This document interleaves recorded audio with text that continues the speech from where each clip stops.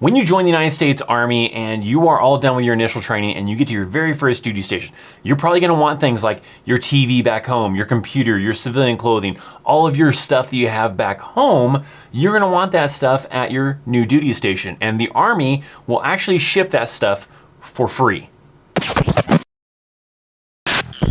What's up, my friends? So I want to kind of help you guys out and educate you on this kind of thing, right? Some people don't realize this, some people don't know this, but you can have your stuff shipped to you and the Army will pay for it. They have transportation office that takes care of this for you. This is available for both single soldiers as well as married soldiers. There's just differences here and there for like married soldiers compared to single soldiers, but it doesn't matter. You can get your stuff sent to your duty assignment once you are done with your initial training, and you don't have to go and do that all yourself. There is ways you can actually do it yourself and get reimbursed for it, and we'll talk about that, but I'm gonna talk about also how you can also have all this stuff boxed up by some movers, throw it into a truck, they will transport it out to your new duty assignment and even unload it off the truck for you. There is a lot of information that I can't memorize, so we're gonna move over to the computer, that way I can reference my notes and the website and everything else like that so I don't leave out any crucial information. So let's head on over there. The website, I'll even link it down in the description box down below. It actually used to be a really easy website. It was just move.mil. So it was like www.move.mil. That made it really easy. For whatever reason, they changed it to military1source.mil. Maybe because it's got multiple things in there. But anyways, I'll link the website down below. You can actually still go to move.mil and it'll just redirect you over to military1source.mil. But nonetheless, that is the website you're going to want to go to for all of the information to schedule appointments and everything that we're going to talk about inside of this video. So when you want to move your goods, once you have received your orders, because you're going to need to have your orders in order for you to do this, that is this official document that you get once you know where you're going to. You get this official document that states when your reporting date is and where you're going and everything inside of that document. And that's your official military document to say that, hey, I'm on orders for Fort Hood, Fort Carson, Fort Irwin, whatever, right? And so you need those orders before you can actually set up an appointment, and you would visit that website to do so. From that website, they have the Defense Personal Property System, so it's called DPS, and you create a DPS account if you don't already have one. Like if you're already a soldier and you're going to another location, you can also use this right when you transfer from one duty station to another duty station because you got orders to go there, you're re-enlisted to go somewhere, or if you were brand new and you're using it to have your stuff moved from back home to your very first duty station, same kind of thing. But you have to either have a DPS account or you just create one if you don't have one already, and that's where you go through to actually set up your appointment. So typically is what happens is, let's say you get your orders, you may have to wait until you get to your first duty assignment, like if you're a single soldier, to find out when you're gonna have time to be able to schedule this. Maybe there's block leave coming up. Maybe there isn't anything coming up and you're gonna have to figure out a way to do it a different way. Sometimes you can have like a family member do it. And if you're gonna have a family member do the transportation of all your stuff to basically have the movers come and pick up all your items, then you have to have usually what's called a power of attorney, just an official document that says that you have granted them permission to take care of your stuff, to have it shipped for you because you can't do it yourself. And you can also use this like for spouses as well. But in the case of being a single soldier, well, then you might have to have like a mother, father, brother, sister, something else to, be back home to have it done because maybe you can't take leave to go and do it during that time frame.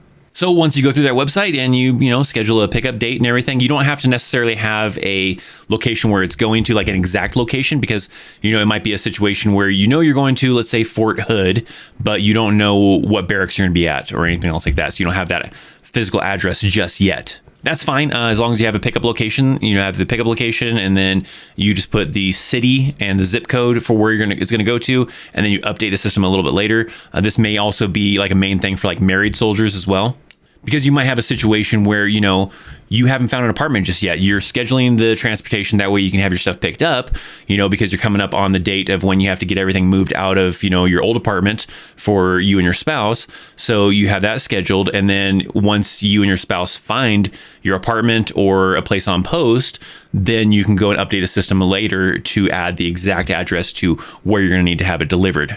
Typically at the unit level, when this is done, you would tell your leadership, hey, I'm scheduling this transportation.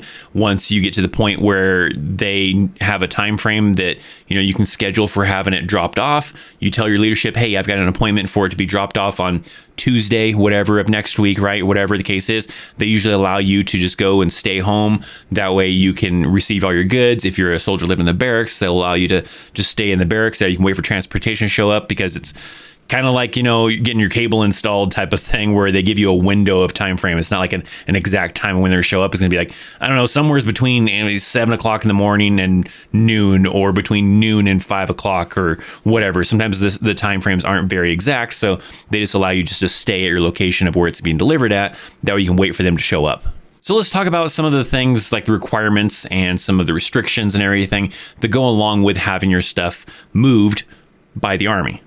By the way, this is a military thing. I'm specifically saying Army because all my content is geared towards the Army.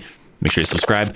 But this is a military thing too. But I'm just giving you a perspective from the Army side, because I was an Army veteran, right?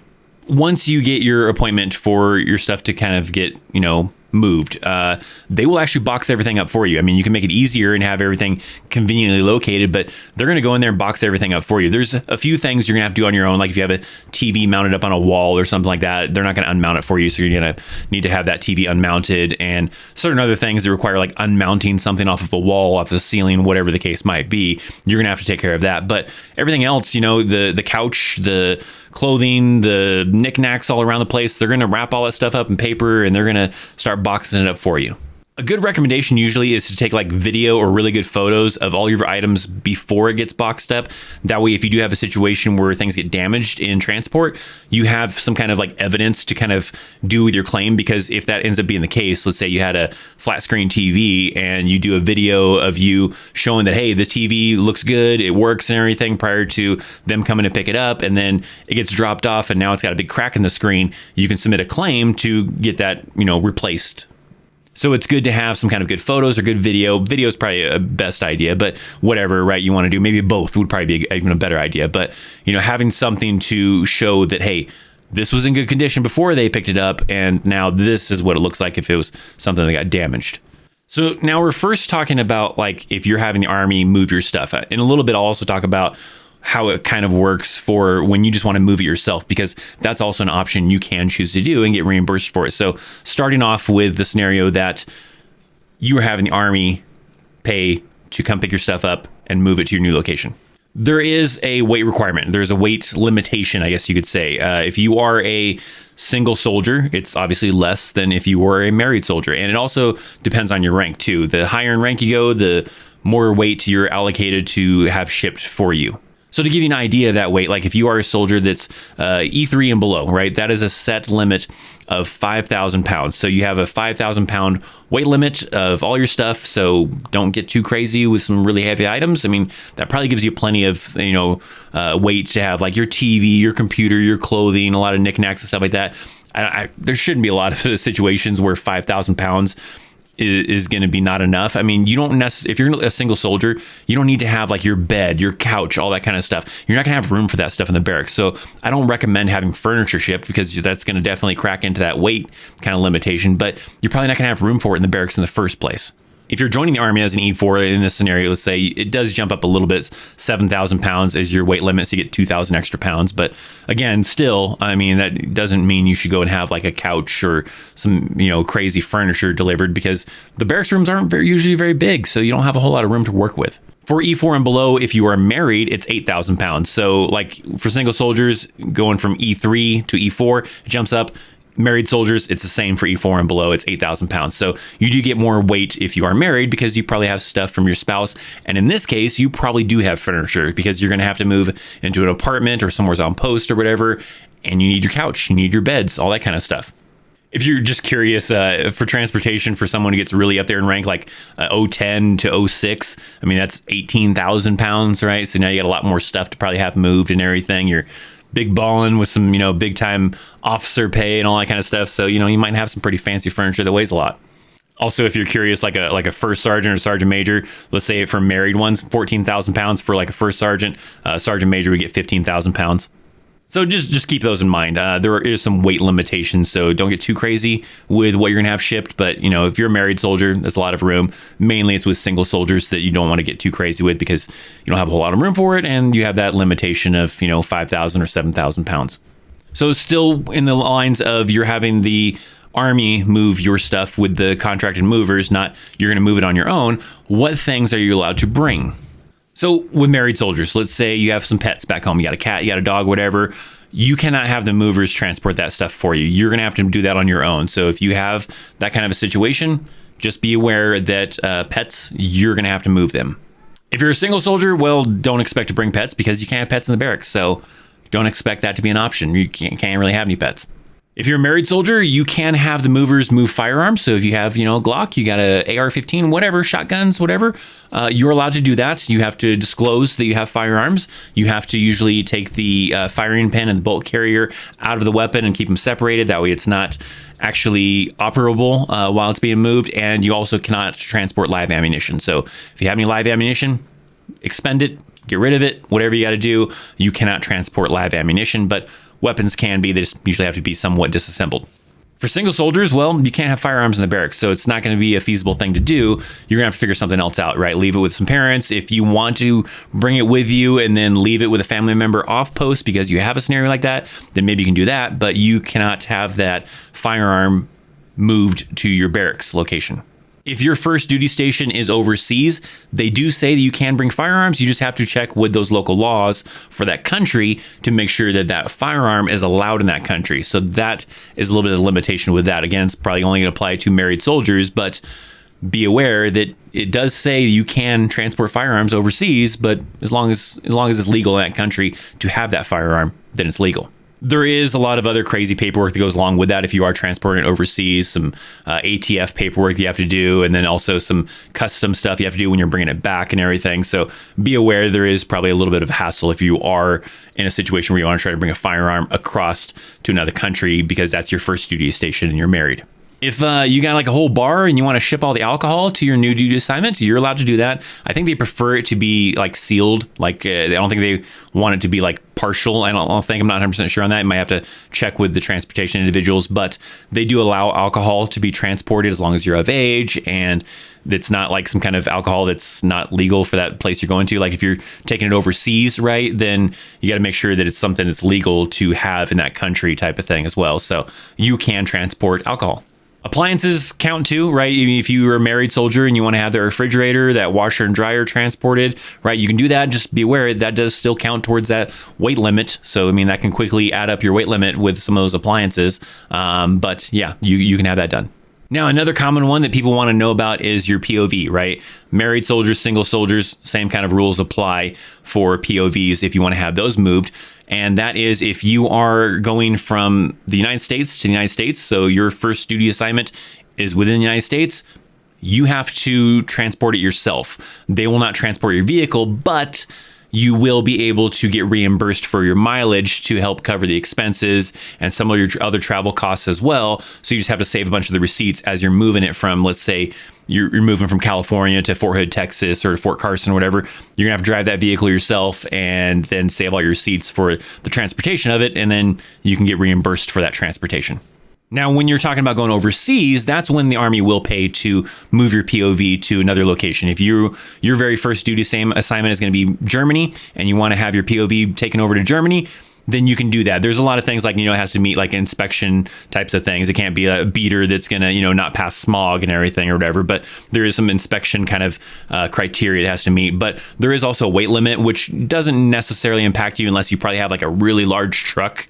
Then you might have to worry about the weight limit. Like if you got some giant ass lifted Ram pickup truck, type of thing with some big old tires on it, then yeah, you might go over that weight and then you have to pay the additional fee for however many pounds you went over for the allocated weight. But your standard car, maybe even a standard pickup truck size vehicle, you probably don't have to worry about the weight limitation. Kind of in the same realm of POVs, motorcycles, right? Whether it's a street bike, a dirt bike, ATV type of thing, you can have those moved, but that actually counts towards your household good weight. So if you are, let's say, like a single soldier and your household good weight is 5,000 pounds and you're also having a TV moved and everything else, well, that motorcycle also counts towards that 5,000 pounds. Same with married soldiers, whatever your maximum weight limit is, then that motorcycle would count towards your household goods weight. Now, let's briefly talk about if you want to move the stuff yourself. You're allowed to do that. You're allowed to rent like a moving truck, and if you want to move it yourself, you're free to do that.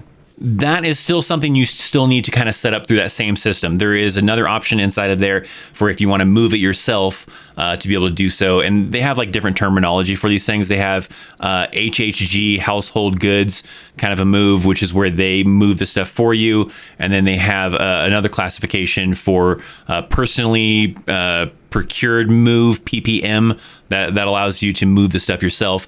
And that allows you to get reimbursed for your movement. So you still have to go through that same website to choose how you're going to move your items. And they have the system to be able to schedule everything for, like, you know, getting a rental vehicle and how you're going to do it. I think they even have like a portal to go through for you to rent the vehicle through. But there's still a lot of things you still have to go through that same website, even if you're moving the stuff yourself. So that would allow you to go and like rent a moving truck, pack up everything yourself, load it into the moving truck, drive that moving truck to your new duty assignment, unload it yourself and everything else like that, and then save all your receipts and then get reimbursed for the rental truck, for the gas, for travel time, all that kind of things. You just got to make sure to save all the receipts and document everything, and you can do it that way as well. You can also do a partial. There's ways that you can have, let's say you want to have the movers pick up certain items, but then there's other things you want to move yourself. You can do that. You can do like a partial move, and you can have the movers come pick up stuff, and then whatever items you're going to be moving, maybe inside of a small vehicle, maybe like your own personal vehicle, maybe you're going to be doing something like renting a trailer that you tow behind the vehicle, then you can do like a partial, and you can kind of talk to them about how to do it that way. So you can do a combination of both if you really wanted to as well. So keep this in mind. This is the way, you know, you can have your stuff transported from wherever you're from to your first duty assignment. Some people think they have to just simply do it on their own or have the stuff shipped to them. No, you can have the Army move it for you and save you a little bit of work. This is also something you can have done when you're changing duty stations. You get orders to go somewhere else. You re-enlist to go somewhere else. You do the same thing. You schedule to have transportation pick up your items and ship them to your next location. You can even use this for when you're getting out of the Army, whether it's just ETS out of the Army. Let's say you did 4 years or whatever, and you just want to get out of the Army and you want to have this stuff shipped to wherever it is you're moving to, back home, whatever.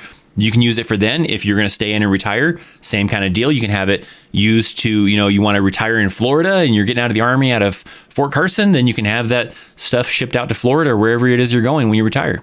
It gets a little bit trickier when you're like a married soldier, because let's say you have an apartment and now you have to also find a place to live and you want to try to schedule it, you know, proper way. Well, I mean, you could have it to where, you know, all your stuff gets picked up when it gets kind of close, and then your spouse comes out to wherever your new duty assignment is to start house hunting. Or maybe you could do something where you have everything stored into like a storage unit and your spouse stays with a family member while you're in initial training, and then you have all your stuff, you know, moved from that storage unit to your first duty assignment. There's a lot of different ways you can kind of go about it to get creative. Just kind of be aware that you're going to have to, you know, either be there yourself to have the stuff picked up, or you're going to have to do a power of attorney so that your spouse can take care of the movement to get all your stuff to your first duty assignment.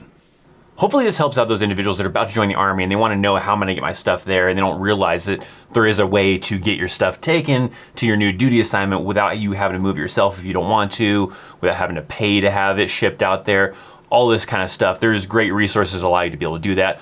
I used this when I went to my very first duty station, right? I found out about it, I think, during basic training. I think they told us about it or something. I don't remember how it worked, but I was able to schedule all my stuff from my parents' house to have picked up and shipped out to Fort Riley. And then, of course, I continued using it when I was going from Fort Riley to Korea, and then from Korea back to Fort Carson and everything. I didn't have to use it when I got out of the Army because I stayed in Colorado Springs, so everything was already here, and so I just stayed in the area, so I don't have to really use it for that. But you know, you can use it even for when you get out of the Army, whether it's retiring or simply just ETSing out.